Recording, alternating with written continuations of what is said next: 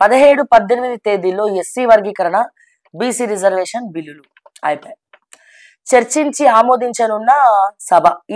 అసలు నేను అడుగుతున్నా రేవంత్ రెడ్డి గారు, ముఖ్యమంత్రి రేవంత్ రెడ్డి గారు, ఒకటే ఒక విషయం నేను అడుగుతా ఉన్నా, గుండెల మీద చేసుకొని చెప్పండి. కులగణన కుటుంబ సర్వే రెండోసారి కూడా మీరు చేసిరు కదా, రెండోసారి చేసినటువంటి కుటుంబ సర్వే చక్కగా అయిందా? రెండోసారి అయినా సక్సెస్ అయిందా? బీసీ నాయకులు ఎందుకు మాట్లాడతలేరు దీని గురించి? కాంగ్రెస్ లో ఉన్న బీసీ నాయకులైనా, బీజేపీలో ఉన్న బీసీ నాయకులైనా, బీఆర్ఎస్ లో ఉన్న బీసీ నాయకులైనా ఎందుకు మాట్లాడతలే? మా పబ్లిక్ అయితే అసలే పట్టించుకోవట్లేరు అనుకో. అసలు రెండవసారి కులగణన అనేది చక్కగా జరిగిందా? కులగణన చక్కగా జరగలేదు. ఏ ప్రాతిపదికన మీరు బీసీ రిజర్వేషన్ గురించి మరి చర్చ పెడుతున్నారు, బిల్ పాస్ చేయాలని చూస్తున్నారు? అసెంబ్లీ తీర్మానం. ఇక్కడ బిల్ పాస్ అయిన తర్వాత మళ్ళా కేంద్రంలో కూడా వాళ్ళు సిఫార్సు చేయాలి. ఓకే, నేను అడుగుతున్నా, బీసీ నాయకులు ఎందుకు గమ్మునున్నారు? మొట్టమొదటిసారి కుటుంబ సర్వే అనేది ఫెయిల్ అయింది తెలంగాణలో. అయిందా? నేను మొత్తుకుంటున్నా కదా, అయిందా? మరి రెండవసారి కూడా ఫెయిల్ అయింది కదా. ఎగ్జాంపుల్ నేనే, రెండవసారి కూడా మా అపార్ట్మెంట్ కి, మా కాలనీకి ఎవరు రాలే. నాకే ఇట్లా జరిగినప్పుడు నాలాంటి వాళ్ళు ఇంకెంతమందికి ఎంత జరుగుండాలి? సరే, నేను బిజీగా ఉంటాను, నేను ఇంట్లో ఉండా, బట్ ఇంట్లో ఎవరో ఒకరు అయితే ఉంటారు కదా. పోనీ ఇంట్లో వాళ్ళు కూడా లేరు, మేము తాళం పెట్టుకొని పారిపోయినాం అనుకుందాం. పోనీ అట్లీస్ట్ వాళ్ళు వచ్చినట్టు స్టిక్కర్ అన్న బయట అతకబెట్టాలి కదా, అవునా కాదా?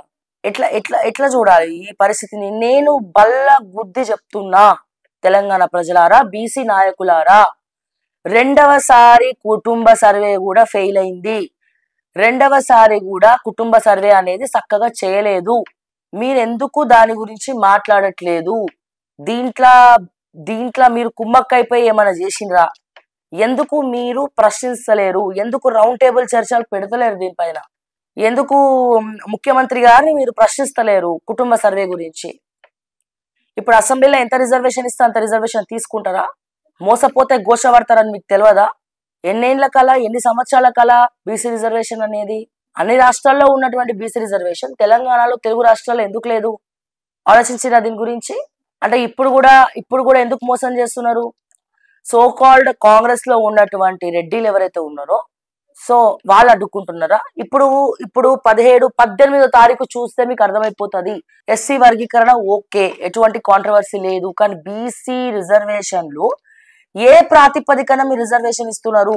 మొట్టమొదటిసారి చేసినటువంటి కుటుంబ సర్వే ప్రాతిపదికన, రెండవసారి చేసినటువంటి కుటుంబ సర్వే ప్రాతిపదికన? మరి రెండవసారి చేసినటువంటి కుటుంబ సర్వే యొక్క లిస్ట్ ఏది? బయట పెట్టండి దమ్ములుంటే. రెండవసారి కుటుంబ సర్వే చేసింది కదా, ఆ రెండవసారి కుటుంబ సర్వే చేసిన దాంట్లో మీకు డీటెయిల్స్ ఏమొచ్చినాయి, లిస్ట్ ఏమొచ్చింది, డేటా ఏమొచ్చింది? దాన్ని బయట పెట్టండి. దాని సంగతి ఏంది? మొట్టమొదటిసారి ఏమో బీసీలలో హిందువులే లేరు, అందరు ముస్లింలు ఉన్నారు అని చెప్పి మాట్లాడినటువంటి గొప్ప మనసులు మీవి. మరి ఇప్పుడు రెండవసారి అసలు ముస్లింలు కూడా లేదని వస్తుందా రిజల్ట్? లేకపోతే బీసీలలో హిందువులు ఉన్నారని వస్తుందా? దయచేసి నేను బీసీ నాయకులను అడుగుతున్నా, కుటుంబ సర్వే అనేది బీసీల విషయంలో మోసం జరుగుతుంది. మీరు సమయం వచ్చినప్పుడు కూడా మాట్లాడకపోతే, సమయం వచ్చినప్పుడు కూడా మీరు కొట్లాడకపోతే, సమయం వచ్చినప్పుడు కూడా ప్రశ్నించకపోతే, తర్వాత ఇది ఒక కలగానే మిగిలిపోతుంది అని నేను మరొకసారి బీసీ నాయకులందరికీ కూడా నేను తెలియజేస్తా ఉన్నాను. ఎందుకంటే నాకు అనేక రకాలైనటువంటి బల్ల గుద్ది చెప్తున్నా, సెకండ్ టైం కూడా కుటుంబ సర్వే అనేది చక్కగా చేయలేదు. ఎవరు అవునన్నా కాదన్నా ఇది వాస్తవం. కాంగ్రెస్ పార్టీలో ఉన్నటువంటి బీసీలైనా, బీఆర్ఎస్ లో ఉన్నటువంటి బీసీలైనా, బీజేపీలో ఉన్నటువంటి బీసీలైనా, లేకపోతే ఇండిపెండెంట్ బీసీలైనా, బీసీ సంఘాలైనా దీని గురించి మాట్లాడాల్సినటువంటి అవసరం ఉన్నది.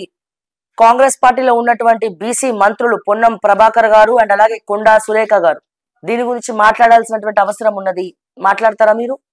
మాట్లాడకపోతే బీసీ ద్రోహులనే అంటారు. సో ఇట్లా పార్టీలలో ఉన్నటువంటి బీసీలు కూడా ధైర్యం చేస్తలేరు. వాళ్ళు పదవులకు బానిసలైతున్నారు. పార్టీలో రాజకీయ నాయకులలో, రాజకీయాలలో ఆరితేరినటువంటి బీసీలు ఎవరైతే ఉన్నారో వాళ్ళు కేవలం పదవులకు బానిసలైతున్నారు, నిస్వార్థంగా పనిచేయని వాళ్ళు అవుతున్నారు.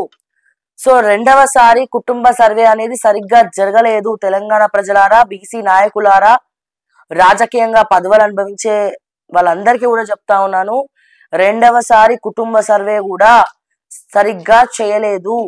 ఇది వాస్తవం, ఇది తెలుసుకోండి.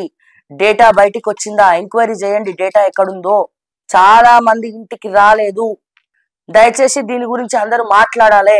అండ్ అసలు కుటుంబ సర్వే సరిగ్గా జరగకుండా ఏ ప్రాతిపదికన ఏ డేటా పట్టుకొని వీళ్ళు రిజర్వేషన్ కేటాయిస్తున్నారో, అసెంబ్లీలో ఇప్పుడు బిల్ గురించి మాట్లాడుతున్నారో, బిల్ పాస్ చేస్తున్నారో, మరి దాని గురించి ప్రశ్నించాల్సినటువంటి అవసరం మీ అందరిపైన ఉన్నది. ముఖ్యంగా అసెంబ్లీలో ఉన్నటువంటి 119 మంది ఎమ్మెల్యేలు పార్టీలకు అతీతంగా బీసీ బిల్లు గురించి మాట్లాడాల్సినటువంటి అవసరం ఉన్నది. బీసీ రిజర్వేషన్ గురించి కొట్లాడాల్సినటువంటి అవసరం ఉన్నది అసెంబ్లీలో. ఎందుకంటే కుటుంబ సర్వే డేటా వచ్చిందా, రెండవసారి చేసింది, వస్తే ఆ డేటా ఎక్కడ, ఎంతెంత రిజర్వేషన్, ఓసీలు ఎంత ఉన్నారు, బీసీలు ఎంత ఉన్నారు, ఎస్టీలు ఎంత ఉన్నారు, ఎస్సీలు ఎంత ఉన్నారు, రెండవసారి చేసినటువంటి కుటుంబ సర్వేలో ఎంతమంది ఉన్నారు. సో అది బోగస్ అయినప్పుడు రిజర్వేషన్ ఎట్లిస్తూ అంటే ఇది డ్రామానే కదా అధ్యక్ష. వీళ్ళు అబద్ధాలు చెప్తున్నట్టే కదా అధ్యక్ష. ప్రజల చెవులలో పువ్వులు పెడుతున్నట్టే కదా అధ్యక్ష. మరి దీని గురించి మాట్లాడాల్సినటువంటి అవసరం ప్రధాన ప్రతిపక్ష పాత్ర పోషించేటువంటి బీఆర్ఎస్ అలాగే బీజేపీల మీద ఉన్నది.